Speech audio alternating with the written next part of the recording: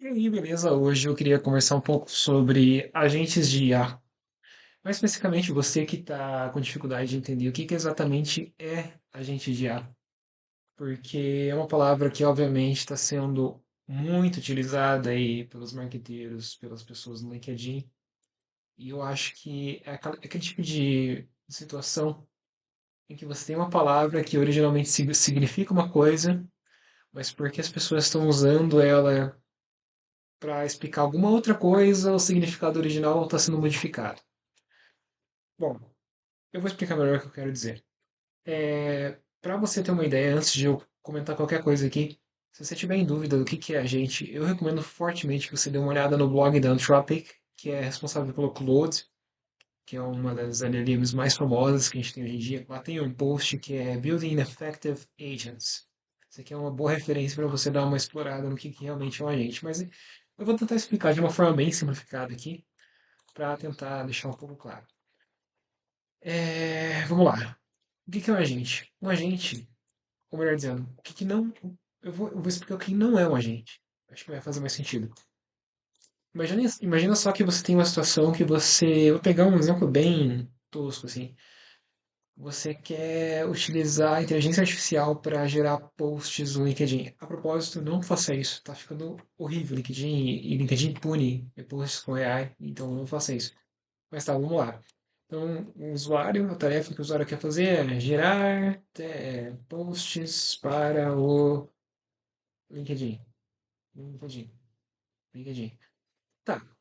É possível fazer isso com LLMs? É, tranquilo.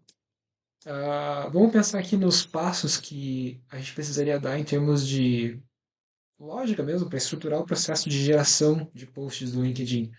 Provavelmente você teria que ter um passo ali que é, sei lá, identificar assunto. Aí, desse assunto, identificar um tópico ou, sei lá, um tema ou tema do post. Aí teria um outro passo aqui que seria, por exemplo, escrever o plano ou outline do post. Aí teria um outro aqui que seria escrever o post. Aí tem outro que seria revisar o post. E aí tem outro que seria, por exemplo, aqui, formatar o post segundo o estilo, sei lá, da pessoa que está postando, da pessoa que está postando. E finalmente, publicar o post. Então você percebe que tem tipo uma sequência lógica aqui, de passos que acontecem para a gente automatizar esse processo de criação de posts para o LinkedIn utilizando LLMs. A gente começa aqui e vai linearmente escalando os passos, né? E todos esses nodos aqui, todas essas partes aqui, a gente poderia resolver com LLMs. A gente poderia ter uma chamada API da OpenAI aqui, uma chamada da API da OpenAI aqui e assim por diante, juntamente com o código, né? Então a gente poderia ter um código tradicional, que seria que a gente iria, por meio desse código, a gente iria orquestrar essas várias partes aqui do nosso fluxo. E provavelmente em cada um desses nodos a gente teria chamadas a API da OpenAI ou de alguma LLM e enviar um input e receber um output de volta, e daí a gente ia passar esse output para o nodo seguinte. Isso aqui, é, eu vejo muita gente falando que isso aqui é um agente de IA, e não é. Assim, por definição não é, tá? Mas você vai ver muita gente confundindo esse tipo de coisa aqui com agente de IA. Isso aqui é um workflow de IA. Então, se você for lá no blog da Anthropic, inclusive, eles fazem essa distinção muito clara, né? Workflow, que são sistemas onde as LLMs e as ferramentas são orquestradas por caminhos pré-definidos. E aqui a gente poderia ter ifs, poderia ter loops, mas enfim, são caminhos pré-definidos, que normalmente são orquestrados por meio de código tradicional. Então, isso aqui é um workflow de IA, que é uma solução muito válida para muitos problemas, principalmente problemas que você tem uma definição bem clara de quais são os passos, né, que você tem que dar, beleza? Só que o agente é um pouquinho diferente disso aqui, é um pouco mais flexível que isso aqui, e a gente poderia argumentar até que ele é um pouco mais escalável que isso aqui. Porque eu estou trabalhando numa empresa de IA faz um ano, mais ou menos já, e a gente desenvolve funcionalidades baseadas em IA, né, obviamente. E, cara, às vezes dá um pau em algum desses nódulos aqui, e pode ser estressante. Você pode mexer em um, e isso vai impactar no resto. Então tem toda uma série de cuidados que você tem que ter na hora de desenvolver sistemas como esse. E não é tão flexível assim, né? Os agentes, por sua vez, é um pouco diferente o princípio. Então, em vez de eu ter vários nodos aqui, o que eu vou ter na realidade, assim, um agente mais básico do mundo, né? A gente vai ter lá um nodo só, que vai ser um agente. E esse agente, ele vai ser responsável basicamente por fazer essa orquestração desses passos. Então, ao invés de você ter uma coisa linear, que vai daqui, passando por todos os passos, você vai ter um lugar único, ou você pode até ter múltiplos agentes, mas a gente não vai entrar nesse tópico agora, porque aí começa a ficar bem complicado e eu não quero entrar nisso, porque nem caberia nesse vídeo. Mas se você está interessado nesse assunto, deixa um comentário aí, que daí eu posso até gravar um vídeo sobre isso. Então você teria lá um agente, né, um nodo único. E qual que é a ideia por trás aqui? Esse nodo único, ele teria que ter um cérebro por trás. Qual que seria esse cérebro? Seria uma LLM. Poderia ser, então, OpenAI, Claude, ou Claude, se você for falar segundo o francês, né? Claude. O que mais? Poderia ter lá o Gemini, enfim, qualquer LLM aí você poderia plugar aqui para agir como o cérebro desse agente. Então a gente tem lá o agente, a gente plugaria o cérebro desse agente que é a LLM. Então ficaria aqui. Além disso, outra coisa que é muito comum da gente ter em agentes é uma camada de memória. Então memória, memory, também fica ligado aqui. Por quê?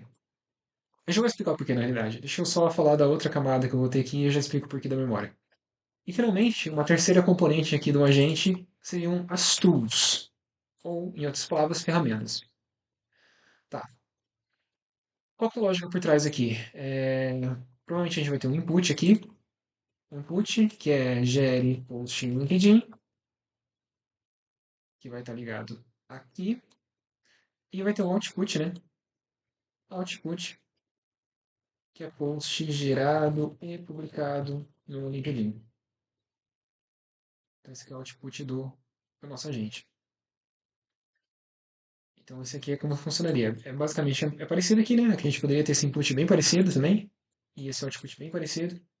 Só que em vez de a gente ter uma orquestração linear, que é feita através do código, o que vai acontecer é que esse agente aqui, utilizando a LLM, né, como cérebro e como orquestrador, ele vai ser capaz de entender, primeira coisa, ele vai ser capaz de entender qual que é o input do usuário, né, quais são as coisas variáveis, digamos assim, que o usuário está passando. Ele também vai ter uma coisa que é chamada de System Prompt. Então, aqui nesse caso, ele vai ter, por exemplo, você é um copywriter, sei lá, que trabalha há muitos anos para uma empresa, tem experiência em publicar conteúdos engajantes no LinkedIn, tem toda uma. Você funciona dessa forma, você trabalha dessa forma, você escreve desse jeito, assim por diante. Então a gente poderia dar um system prompt lá bem completo. Esse aqui é fixo do agente, por sinal. E tem um input que é variável, né? Então aqui seria, por exemplo, gera um post no LinkedIn sobre agências de IA. Então seria mais ou menos isso. Então esse agente ele teria esse system prompt e com base nesse system prompt, nessas orientações do prompt e mais o input do usuário, ele ia conseguir traçar um plano, né, de como que ele pode organizar esse fluxo. E a gente pode até deixar hard-codado, digamos assim, no prompt quais são os espaços, né, os steps que a gente quer que o agente tome para poder gerar o output. A gente poderia até deixar bem claro, né? Primeiramente você faz, você identifica o assunto, a gente poderia deixar isso bem claro lá. E aí,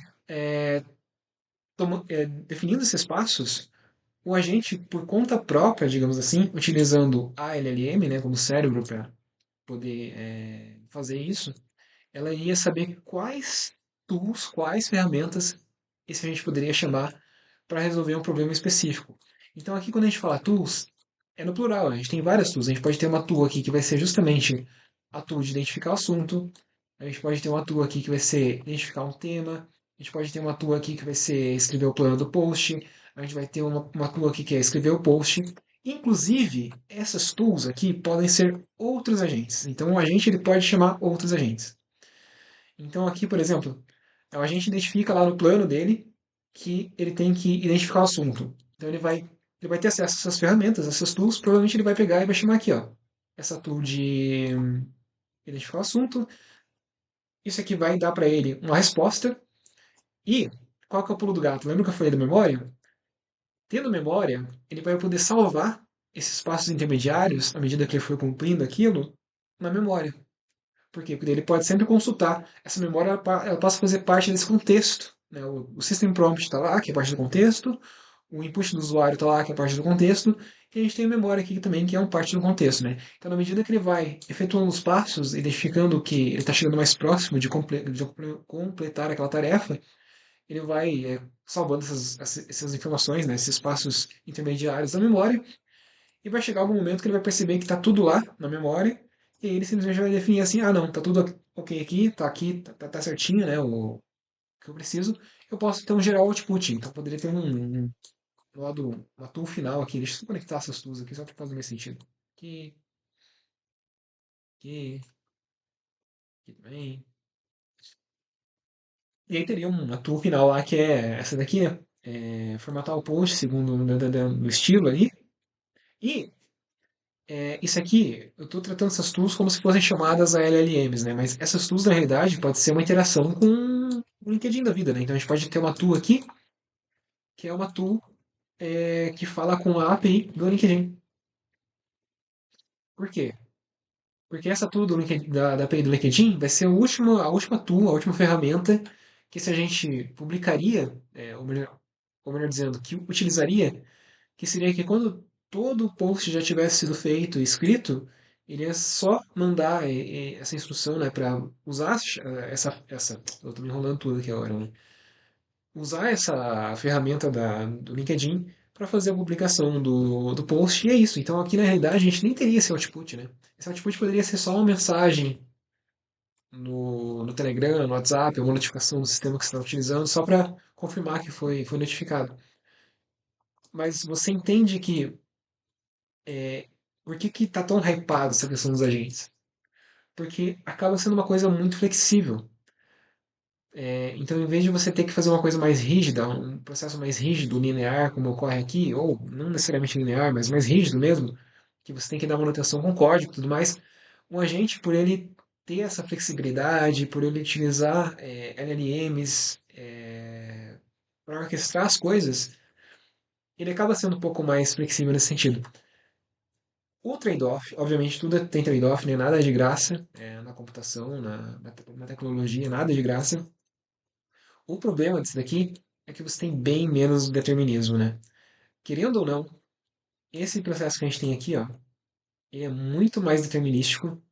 Ele ainda tem algum grau de, de, de não determinismo, né? De probabilidade, digamos assim, porque afinal de contas a gente está lidando com LLMs, mas ele acaba sendo muito mais determinístico comparado com esse aqui. Esse aqui acaba sendo um pouco mais aleatório, mais caótico. Podem haver situações em que o agente vai se perder, podem haver situações que vai ficar um loop infinito ali acontecendo, e obviamente a gente tem mecanismos para evitar que isso aconteça. Você pode ter desperdícios e ineficiências aqui, né? Pode ser que o agente se perca, ele execute várias vezes o mesmo passo, e isso vai gastar tokens à toa. Então tem várias coisas, assim, na teoria parece muito legal, na prática não é tão fácil assim quanto parece. Isso aqui, em contrapartida, acaba sendo relativamente mais determinístico, mais fácil de você testar, debugar, mais barato também, né? Porque fica mais previsível, digamos assim, quanto que você vai gastar em cada nodo aqui, e é mais fácil de você até debugar e você entender o que está acontecendo, né? Fica mais a parte de como que eu posso dizer isso aqui? Monitoring. Eu esqueci como falar isso em português, mas enfim, você consegue saber certinho o que está acontecendo em cada ponto ali. Então são trade-offs, na realidade. Outra coisa bacana, só para ficar atento, recentemente surgiu um carinha aqui que é chamado MCP, que é Model Context Protocol, e esse MCP ele facilitou bastante esse diálogo do agente com essas ferramentas, tá? Só para deixar bem claro, aqui eu simplifiquei bastante, mas Isso aqui não costumava ser tão fácil, tão direto, porque cada ferramenta ou cada API de sistema externo costumava ter a sua forma de se comunicar com LLMs e agora isso foi padronizado graças ao MCP. Mas isso aqui também é papo para outro vídeo. Se você estiver interessado, deixa um comentário aí que eu posso até fazer esse vídeo. Beleza? Mas em suma, é isso. Quando a gente fala de agente, pelo menos na definição correta, digamos assim, a gente está falando que é um sistema, né, um componente lá que ele vai utilizar a LLM para orquestrar, planejar e executar por meio de ferramentas alguma tarefa. E quando a gente está falando de uma coisa mais sequencial, que envolve chamadas a LLMs, a gente está falando de workflows de AI e não necessariamente de agentes. Então eu espero que tenha ficado relativamente claro qual que é a diferença dos dois, né? E na próxima vez que alguém perguntar para você o que é um agente, você vai conseguir explicar. Inclusive tem uma coisa bem legal que eu gosto para construir agentes, que é o NATM, né? O N8N. Eu até tenho uma instância aqui que eu rodo, deixa eu ver se eu vou conseguir carregar aqui rapidamente antes de eu fechar esse vídeo. E se você for ver a interface de agentes dele, é muito parecido com isso aqui que eu desenhei, né? Então, se for ver aqui, ó, ele tem um modo que é Advanced AI, né? Vamos ver aqui. Vamos colocar um trigger manual. Mas ele vai ter aqui, ó, Advanced AI, AI Agent. Então, é exatamente o que eu falei lá. Ele já vai pedir aqui, ó, para a gente plugar um modelo de linguagem, para a gente conectar uma memória. E aqui ele tem as tools, né? Então, a gente pode plugar várias tools diferentes aqui. Então ele já está atualizado com MCP aqui, inclusive.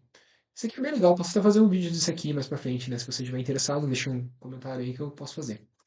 Mas enfim, vamos finalizar esse vídeo que já está bem longo. Se você curtiu e está interessado por esse assunto, eu estou falando bastante dele lá no LinkedIn, então segue lá, vou deixar o link na descrição do vídeo.